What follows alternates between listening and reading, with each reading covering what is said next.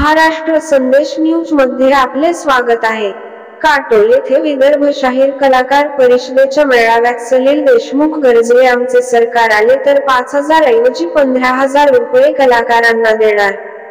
विदर्भ शाहीर कलाकार परिषदेच्या वतीने नागपूर जिल्ह्यातील काटोल येथे कलावंताचा भव्य मेळावा व सत्कार समारंभ लक्ष्मी मंगल कार्यालय आयोजित करण्यात आला होता। यावेळी खडी गंमत, भारुड, कीर्तन, कविता, गीत, नृत्य, संगीत, नाटक व भजन मंडळ या मेळाव्यात जवळपास 309 मंडळांनी या कार्यक्रमात नाविन्यपूर्ण सादरीकरण केले। यावेळी मनीष भिवगडे, केंद्रीय अध्यक्ष विदर्भ शाहीर कलाकार परिषद तसेच उद्घाटक जिल्हा परिषद सदस्य सलील देशमुख हे होते, तर प्रमुख मार्गदर्शक म्हणून शाहीर अलंकार टेंभुर्णे, कार्याध्यक्ष विदर्भ शाहीर कलाकार परिषद व माजी आमदार प्रकाश गजभिये हे होते व प्रमुख अतिथी म्हणून जिल्हा परिषद माजी सदस्य शंकरराव चहांदे, विदर्भ प्रमुख यादवराव कानोलकर, विदर्भ संघटकरून साखले माजी सरपंच विधुरा नरेंद्र डोंगरे, पत्रकार युवराज मेश्राम, निर्भीड पत्रकार संजय खांडेकर, विदर्भ महिला प्रतिनिधी संगीता भक्ते, जिल्हा प्रतिनिधी माया गणोरकर, जिल्हा महिला प्रतिनिधी सोनाली गोंडाने, काटोल तालुका अध्यक्ष शाहीर नानाजी तायवाळे, नरखेड तालुकाध्यक्ष सुधाकर खजुरिये, कळमेश्वर तालुका अध्यक्ष राजेश श्रीखंडे, हिंगणा तालुका अध्यक्ष पुरुषोत्तम निघोट, महिला प्रतिनिधी कळमेश्वर तालुका सुनंदा ठाकरे, कार्याध्यक्ष शंकरराव श्रीखंडे, कळमेश्वर तालुका यांचा विशेष सत्कार करण्यात आला।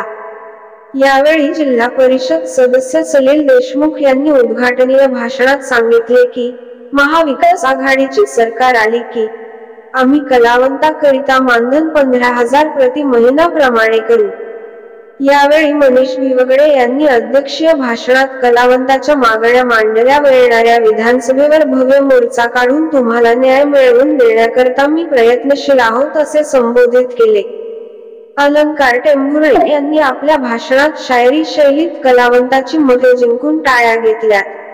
या कार्यक्रमात प्रास्ताविक विदर्भ शाहीर कलाकार परिषद काटोलचे अध्यक्ष नानाजी तायवाळे यांनी केले। विदर्भ शाहीर कलाकार परिषदेचे कळमेश्वर तालुक्याचे कलावंत श्री भास्कर खाटके व मधुकरराव खटके यांच्या नृत्यांनी प्रेक्षकांना आकर्षित केले। कार्यक्रमाचे संचालन आकाशवाणी दूरदर्शन कलावंत प्रबोधनकार अरुण साखरे, अरुण वाहने, जिल्हा सरचिटणीस जिल्हा प्रतिनिधी सोनाली गोंडाने यांनी केले, तर आभार प्रदर्शन बाबूराव पाटील यांनी केले। हा कार्यक्रम यशस्वी करण्याकरिता प्रदीप देशमुख, धनराज राऊत, वासुदेव ठाकरे, रामदास बडोदेकर, आशा मेंढे, निर्मला रेवतकर, संगीता वाडमुदे, श्रद्धा कांबळे, उर्मिला वाडी, सुलोचना ठाकरे, दुर्गा नासरे, पुष्पा लोणगाडे, सुनंदा मोहितकर व काटोल व नरखेड येथील कार्यकारिणी सदस्य यांनी अथक परिश्रम घेतले।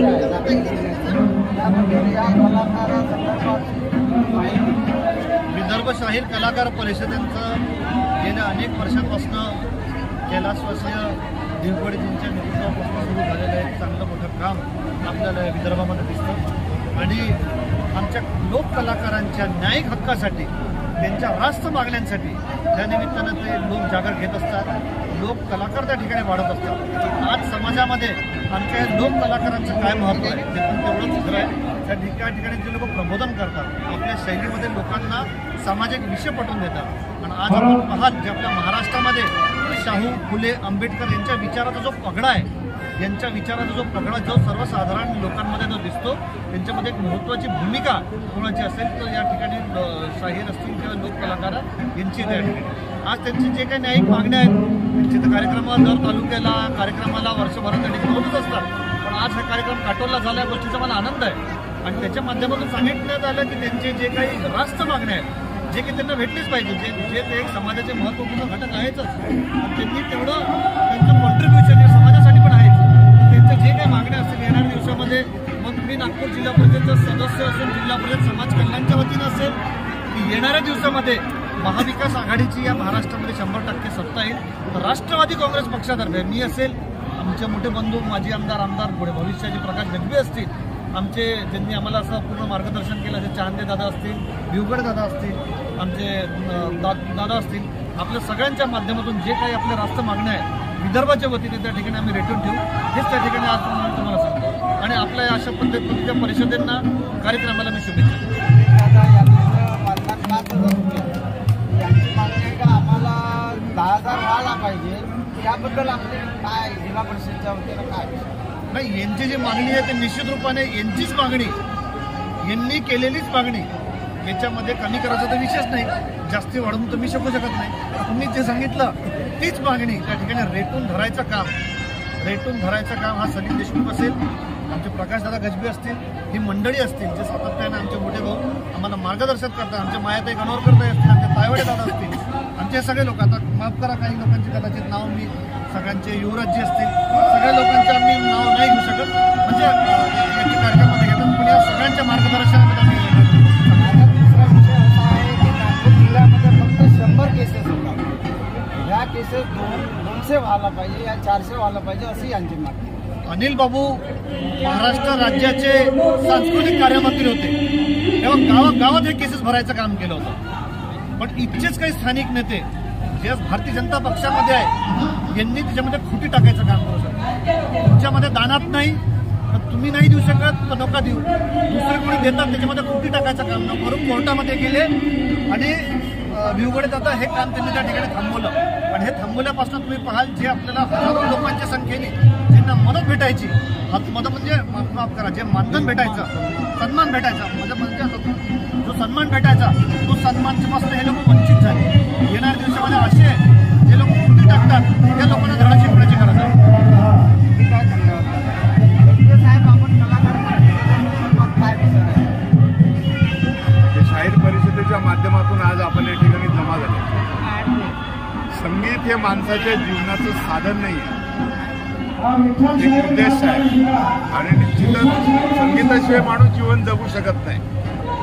आणि संगीत आपल्या घरापासून तर शेतापर्यंत संगीतच असते. म्हणजे माणूस जरी वखरण डवरण करत असला तरी तो गाणं म्हणत असतो. म्हणजे माणूस हा संगीतामध्ये मिक्स झालेला आहे. मग ते जे आता माणसं तर आहेत आहे, पण महिला पण त्या संगीतामध्ये आलेल्या आहेत. आज 90% महिला या ठिकाणी दिसत आहेत. तुम्ही बघा, तर तुमचं म्हणणं बरोबर आहे. आता सलीम दादांनी सांगितल्याप्रमाणे 10,000 का बरं? अहो, वेगवेगळं बजेट त्या ठिकाणी सांस्कृतिक विभागाचं असलं पाहिजे. 15,000च्या वर त्यांना त्या ठिकाणी पैसे मिळाले पाहिजे. तो जनजागृती करतो, कलेची नाही तर शासकीय योजनेची जनजागृती करतोय.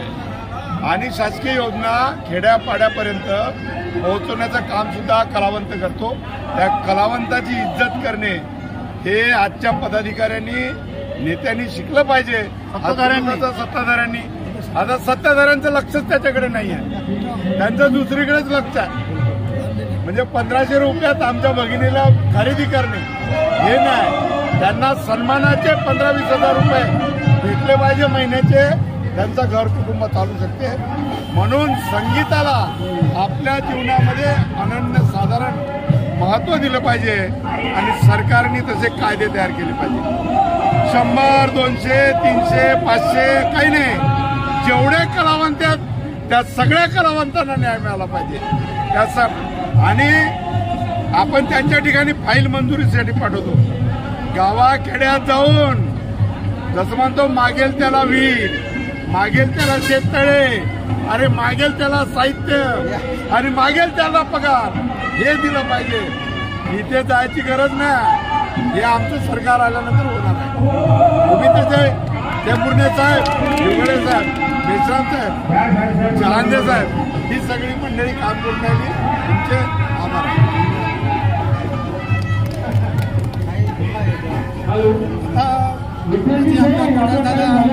यांनी सांगितलं की कलाकार हा त्यांच्या जीवनामध्ये प्रत्येक जीवनामध्ये रंग भरतो. हे संगीतमय जीवन आहे, हे कलाकारांनी तयार करून दिलेलं आहे. आणि म्हणून मला म्हणावंसं वाटतं कि बेरंग रह जाती ये दुनिया अगर ये कलाकार न होते. अरे बेरंग रह जाती ये दुनिया अगर कलाकार न होते, तो सुनी पड़ जाती मंदिर मस्जिद और गुरुद्वारे अगर ये कलाकार न होते. अरे न्याय मंदिर